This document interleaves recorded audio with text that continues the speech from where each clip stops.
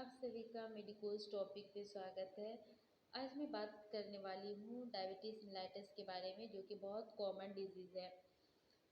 तो मैं diabetes mellitus के बारे में बताऊँगी, उसका कॉजेज़ एंड क्लिनिकल फीचर, और आप मैनेज कैसे कर सकते हो, ट्रीटमेंट कैसे कर सकते हो डायबिटीज़ का, वो सब के बारे में मैं आज बात करूँगी इस लेक्चर में।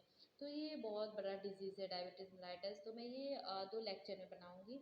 तो ये मेरा फर्स्ट पार्ट रहेगा। डायबिटीज मेलाइटस जो होता है, high level of blood glucose resulting from defects in insulin production insulin action. मतलब क्या हुआ कि जब ब्लड में हमारे ग्लूकोज का अमाउंट जो रहता है वो हाई हो जाता है, तो उस कंडीशन को हम बोलते हैं डायबिटीज मेलाइटस, और जिसे हम हाइपर ग्लाइसेमिया भी बोलते हैं। क्योंकि हाइपर मतलब क्या होता है कि ज़्यादा, एंड ग्लाइसेमिया ग्लूकोज मिया वर्ड जहाँ पे भी रहे ब्लड से रिलेटेड होता है। मतलब कि जब हमारे ब्लड में ग्लूकोज का लेवल हाई हो जाता है, तो उस कंडीशन को हम बोलते हैं डायबिटीज़ मेलाइटस। ये क्यों होता है कि कभी कभी क्या होता है कि इंसुलिन का प्रोडक्शन ही नहीं हो पाता है। लेकिन कभी अगर इंसुलिन का प्रोडक्शन तो हो रहा है, लेकिन क्या होता है कि अच्छे से वर्क नहीं कर पाता है। तो इंसुलिन जो होता है ये बीटा सेल से रिलीज होता है इंसुलिन। अब मैं बात करूँगी इसकी टाइप्स की। तो टाइप जो होता है, एक होता है टाइप 1 एंड टाइप 2। तो टाइप 1 IDDM मतलब insulin dependent diabetes mellitus. Insulin पे इसमें क्या होता है कि अगर टाइप 1 डायबिटीज़ मेलाइटस हो रहा है, DM हो रहा है, तो ये जो होता है पूरा डिपेंड रहता है इंसुलिन पे। यानी याद है कि इंसुलिन डिपेंडेंट डायबिटीज़ मेलाइटस मतलब कि कंप्लीट रूप से इंसुलिन पे ही डिपेंड रहेगा, क्योंकि इसमें क्या होता है कि इंसुलिन का फॉर्मेशन ही नहीं हो पाता है, जिसके कारण कि बाहर से हम लोग इंसुलिन को बॉडी के अंदर इंजेक्ट करते हैं। सबक्यूटेनियस लेयर में दिया जाता है इंसुलिन का इंजेक्शन। और जुवेनाइल जुवेनाइल मतलब क्यों बोला गया, बिकॉज ये जो होता है ये चिल्ड्रेन में ज़्यादा होता है, चिल्ड्रेन में या फिर यंग एडल्ट में ज़्यादा देखने को मिलता है। इसमें क्या होता है कि बीटा सेल जो रहता है वो डिस्ट्रॉय हो जाता है, क्योंकि मेनली बीटा सेल ही रिस्पॉन्सिबल होता है इंसुलिन के प्रोडक्शन के लिए। अगर उसी का डिस्ट्रैक्शन हो जाए तो क्या होगा, इंसुलिन का प्रोडक्शन नहीं हो पाएगा। इंसुलिन का प्रोडक्शन नहीं हो पाएगा तो ग्लूकोज का अमाउंट हमारे ब्लड में हाई हो जाएगा, जिसके कारण कि डायबिटीज़ डेवलप होगा। और ये जो रहता है ये चिल्ड्रेन में या फिर यंग एडल्ट में ज़्यादा होता है। ये बस 5 to 10% ही होता है, ये ज़्यादा नहीं देखने को मिलता है, ज़्यादा टाइप 2 देखने को मिलता है। अब मैं इसका रिस्क फैक्टर की बात करूँ कि इसका रिस्क फैक्टर क्या होता है, तो ऑटो इम्यून मतलब कि जब खुद का इम्यून सेल जो रहता है वो कोई फॉरेन पार्टिकल समझ के, फॉरेन उनको लगता है कि कोई बाहर से आया हुआ सब्सटेंस है, तो उसको किल करने लग जाता है, तो उसे बोला जाता है ऑटो इम्यून। मतलब कि बीटा सेल जो रहता है उसको खुद का इम्यून सिस्टम डिस्ट्रॉय करने लग जाएगा। एंड जेनेटिक, अगर किसी के मदर फादर को है तो चिल्ड्रन में ज़्यादा चांसेस रहता है होने का। एंड इन्वायरमेंटल, अब मैं बताऊंगी टाइप 1 डायबिटीज़ डेवलप होता है तो कितने स्टेज में होता है। 5 स्टेज में टोटल होता है। तो स्टेज 1 में क्या होता है, देखिए स्टेज 1 में जो होता है वो होता है जेनेटिक प्रीडिपोजिशन। ठीक है, जेनेटिक के कारण भी होता है। एंड स्टेज 2 में environmental. Stage 3 active auto immunity. Auto immunity बताए थे कि जो क्या होता है कि खुद का इम्यून सिस्टम ही बीटा सेल को जब डिस्ट्रैक्शन करने लग जाएगा, डिस्ट्रॉय करने लगेगा, तो उस कंडीशन में भी डायबिटीज़ होता है। And progressive beta cell destruction, या फिर बीटा सेल डिस्ट्रैक्शन हो रहा है, क्योंकि beta cell is responsible for diabetes sorry insulin production. And lastly diabetes mellitus develop हो जाएगा। अब मैं बात करूंगी टाइप 2 डायबिटीज़ के बारे में कि टाइप 2 डायबिटीज़ क्या होता है। तो टाइप 2 को हम बोलते हैं non insulin dependent diabetes mellitus. मतलब कि इसमें इंसुलिन पे डिपेंड नहीं रहेगा, इसमें इंसुलिन बनता है। ठीक है, ऐसा नहीं कि नहीं, फर्स्ट टाइम क्या बताए थे कि इंसुलिन इसमें फॉर्मेशन ही नहीं हो पाता, बट टाइप 2 में इंसुलिन का प्रोडक्शन होगा, लेकिन वो क्या होगा कि वर्क नहीं कर पाएगा। और है कि इसके रिस्क फैक्टर की बात, ये सबसे ज़्यादा ये 90 to 95% चांसेस रहता है होने का। अब मैं इसकी रिस्क फैक्टर की बात करूँ तो ओल्डर एज में ये ज़्यादा हो जाता है।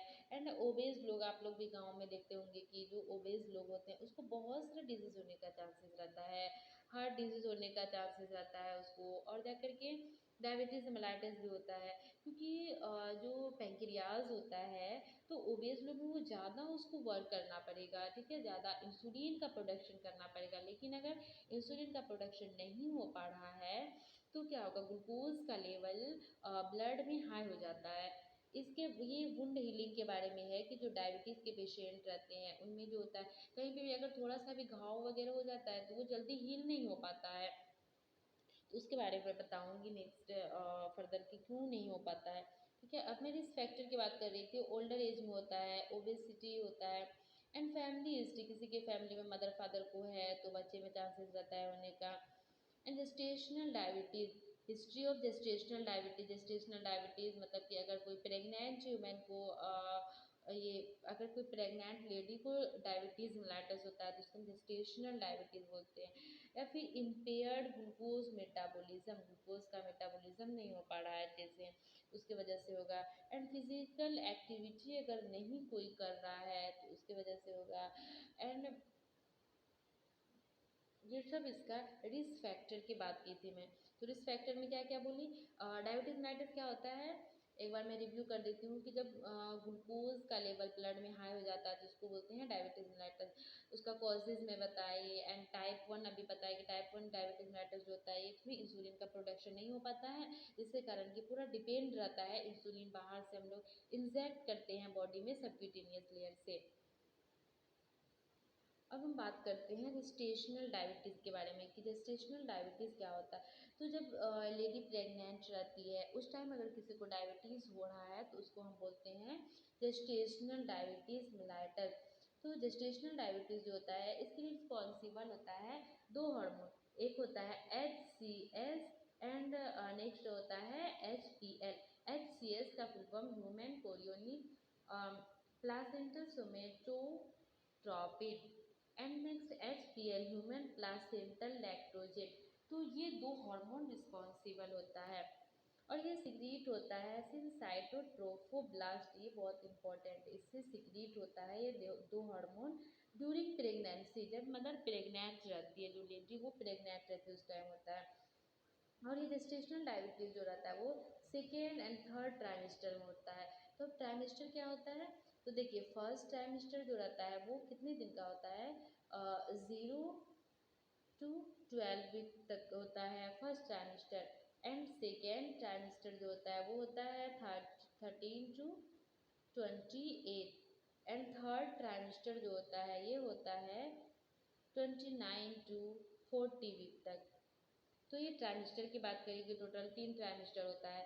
First trimester 0 to 12 week, second trimester 13 to 28 week and third trimester 29 to 40 week. तो मोस्ट कॉमन जो होता है वो ओबेज वुमेन जो रहती है उसमें देखने को मिलता है।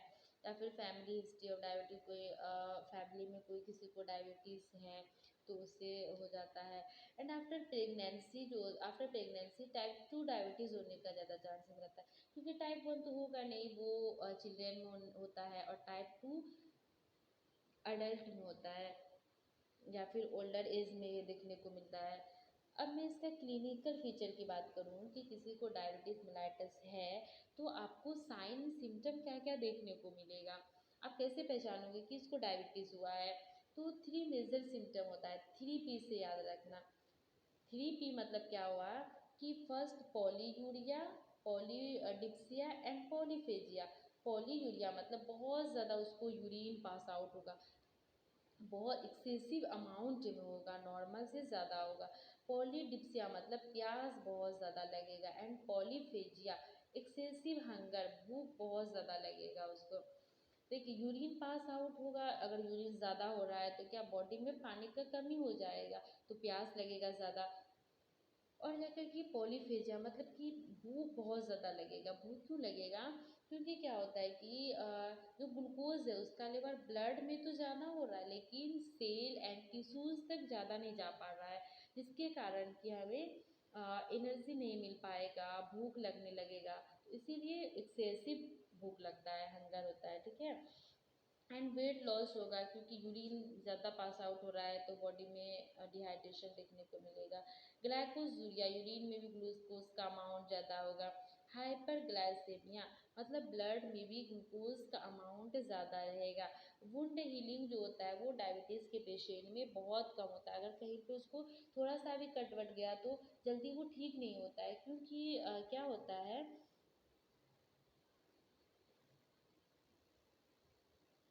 कि क्या होता है कि लाइक अगर ये हमारा पैर है, ठीक है, तो इसमें जो भी आर्टरीज यहाँ पे ब्लड सप्लाई करती है, तो यहाँ पे ग्लूकोज का अमाउंट ज़्यादा होने के कारण यहाँ का जो कैपिलरीज रहता है वो रप्चर हो जाता है, जिसके कारण क्या होता है कि यहाँ पे O2, ना तो O2 आ पाता है प्रॉपर अमाउंट में और ना ही ब्लड आ पाता है।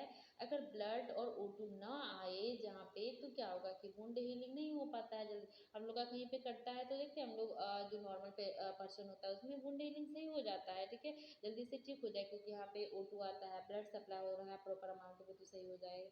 बट डायबिटीज़ पेशेंट में क्या होता है कि रप्चर हो जाता है। हम बताएं कि ग्लूकोज ज़्यादा होने के कारण वहाँ पे रप्चर हो जाएगा, जिसके कारण कि O2 और जाकर के ब्लड वहाँ पे नहीं आ पाता है, जिसके कारण कि डायबिटीज़ मेलाइटस डेवलप होता है। डायबिटीज़ मेलाइटस में सिम्टम देखने को मिलता है, ठीक है। और ब्लड विज़न उसको कोई चीज़ अच्छे से नहीं दिखेगा, धुंधला टाइप से दिखता है। अब मैं इसका diagnostic evaluation management next video में बनाऊंगी।